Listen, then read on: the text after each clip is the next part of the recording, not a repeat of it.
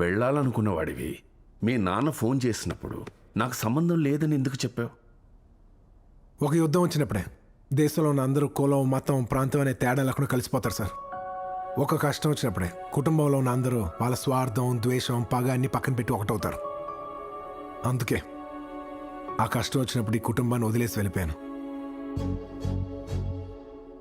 నీ మేనకోళ్ళ కోసం మన ఆస్తి ఎందుకు ఇవ్వాలని ఆయనన్నా, నా ఆస్తి నా ఇష్టం నువ్వు ఎందుకు సంతకం పెట్టట్లేదని ఆవిడన్నా ఈ సంతకం ఆగిపోయేది. ఇద్దరు కలిసి ఒక్క మాట మీదకి వచ్చారు కాబట్టి సంతకం పెట్టాడు సార్. తన కూతురు కోసం సగం కంపెనీ ఇచ్చేశాక కాశీరామాయణ ఎలా ద్వేషిస్తాడు సార్?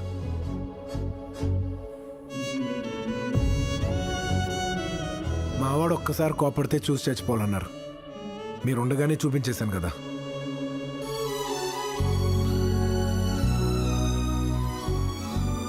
ఈ కుటుంబంతో సంబంధం లేదని చెప్పటం చాలా కష్టం అనిపించింది సార్. కానీ నేను గెలవటం కంటే మీరు కలవటం ఇంపార్టెంట్ అని ఆగిపోయాను. నేను అనుకున్నట్టు నా రాజు హ్యాపీ. రోజు వచ్చి నీ యువరాజుని చూసుకో.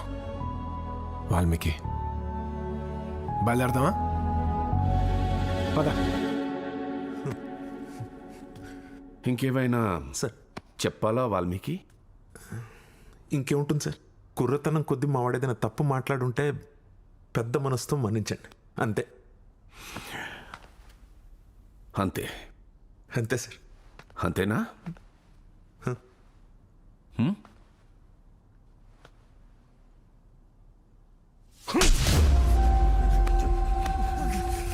ఏంటి అంతే కదా వాల్మీకి? అంతే కదా? నా మనవడరా, నా రక్తం, నా బంధం. అలాంటి వాణ్ణి లాక్కెళ్ళిపోతూ అంతే ఇట్లా అంతే. వాల్మీకి, నా అల్లుడు హాస్పిటల్లో ఉన్నప్పుడు నర్సు వీడితో మాట్లాడింది నేను విన్నాను.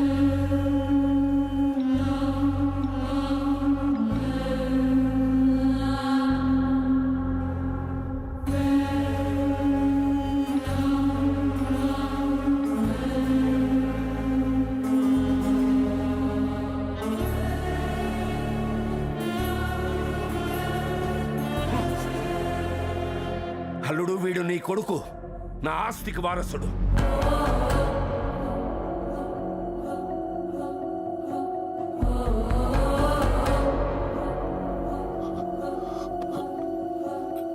అందుకే ఆ డాక్టర్ని రెచ్చగొట్టాను, వీడిని ఇంట్లోకి రానిచ్చాను.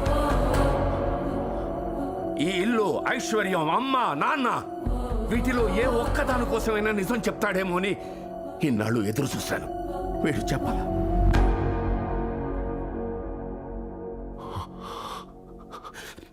వీడు చేసిన పని విన్న నాకే రక్తం మరిగిపోతుంటే నీకు కోపం రాలేదరా? ఎందుకు సార్? దేవుడు అతనికి ఎప్పుడో పనిష్మెంట్ ఇచ్చాడు. ఆ బెనకెనకాలు పెరిగి పెరిగి కుంటిదైంది. పిల్లలు మార్చిన ఆనందం పెరిగి పెరిగి భయం అయింది. ప్రశాంతంగా పడుకుని 25 ఏళ్ళైంది సార్. వదిలేండి సార్. మనుషుల మీద కోపం లేదు, ఆస్తి మీద ఆశ లేదు. మరి ఎందుకు వచ్చావురా ఇంట్లోకి? ఎప్పుడు పిల్లలు బాగుండాలని అమ్మా నాన్న అనుకోవడమేనా? అమ్మా నాన్న బాగుండాలని పిల్లలు అనుకోరా?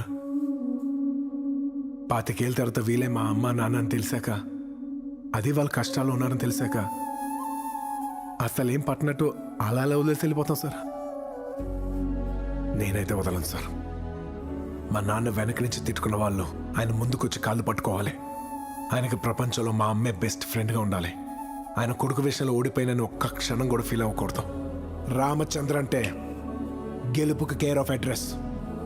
ఎక్కడా తగ్గకూడదు, తగ్గనివ్వను. అందుకే వచ్చాను, చేశాను, వెళ్ళిపోతున్నాను. నాకెంతకన్నా ఏం అవసరం లేదు సార్. చాలు.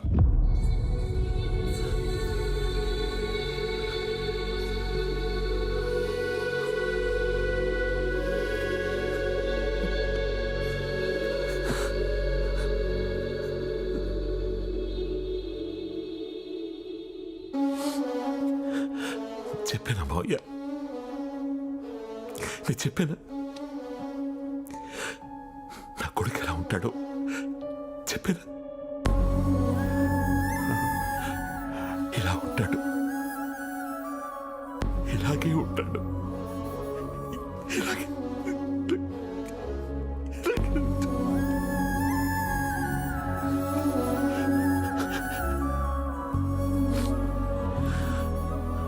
సార్ ఊరుకోండి ప్లీజ్, ఊరుకోండి ఊరుకోండి నాన్న.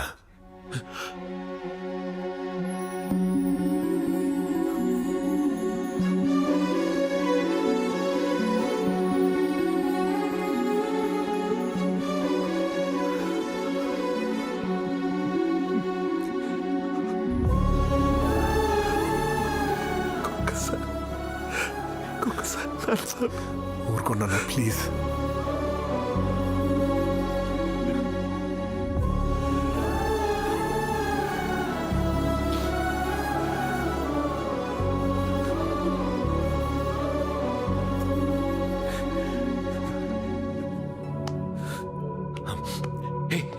రా, యేసు దగ్గరికి వెళ్దాం. కమా మావయ్య, తనకి నిజం చెప్పాలి, వెంటనే చెప్పేయాలి. చాలా చాలా సంతోషిస్తుంది. వద్దు సార్, వద్దు, నా మాట వినండి, వద్దు. 25 ఏళ్ల క్రితం ఆయన ఏ తల్లి బిడ్డని ఆ తల్లి కాకుండా చేసి ఒక తప్పు చేశాడు.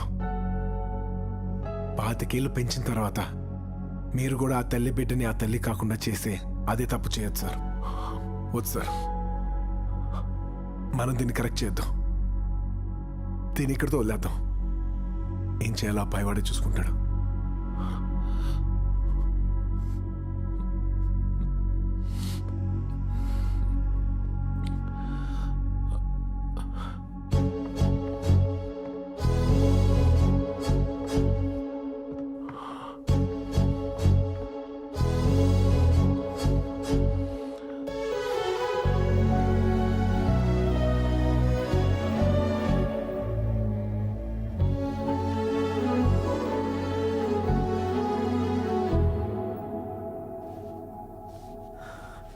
నువ్వు నాకు ఇష్టం లేని నిజం. ఎందుకంటే you better than my son. అందుకే నిన్ను నేను ఒప్పుకోలేదు. కానీ ఈరోజు వీడి కోసం నువ్వు వెళ్ళావు. అన్నీ బాగా జరిగాయి కాబట్టి సరిపోయింది. లేకపోతే వీడుండేవాడు కాదు. బంటూ,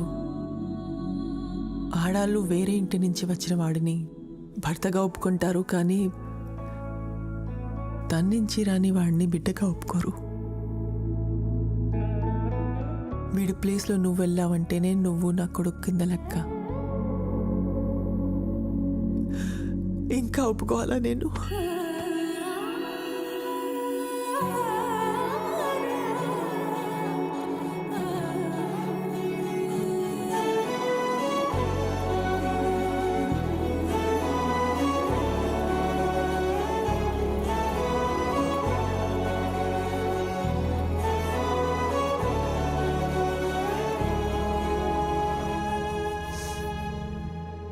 నువ్వు చేసిన దానికి ఏమిచ్చినా తక్కువే.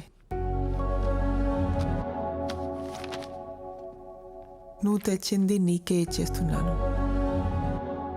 తీసుకో. మేడం, మీరేదో ఇస్తారని నేను చేయలేదు మేడం. వద్దు ప్లీజ్.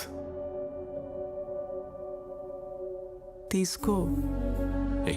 బంటు ప్లీజ్. అమ్మ ఏమిచ్చినా కొడుకు కాదనకుండా తీసుకోవాలి. కరెక్టేనా నాన్న? అవునమ్మా, నువ్వు ఏం చేస్తే అదే రైట్. రాముని ఇప్పటిదాకా ఎవరు ఇల్లరికి మల్లుడని అన్నారా? ఎందుకు తెలుసా? ఆయన్ని మీ తాత బతిమాలి తెచ్చుకున్నాడు కాబట్టి. నిన్ను కూడా రామచంద్ర కొడుకు అనకూడదు. నానా చెప్పమ్మా. వాడు పుట్టడమే ప్రిన్స్ అని ఆ రోజన్న మాట వెనక తీసుకుంటున్నాను. వీడిని కూడా కింద నుంచి రాని. రేపే ఉద్యోగం ఇచ్చి క్వార్టర్స్ ఇవ్వండి. ఏంటి వాల్మీకి నీరసంగా ఉన్నావు? సగం సరిపోదా మీ వాడికి? మొత్తం ఇచ్చేనా? మీ వాడిలాగా రాజుని కూడా బాగా కోచింగ్ ఇచ్చి తయారు చేయండి. 5 yearsలో CEO అయిపోవాలి.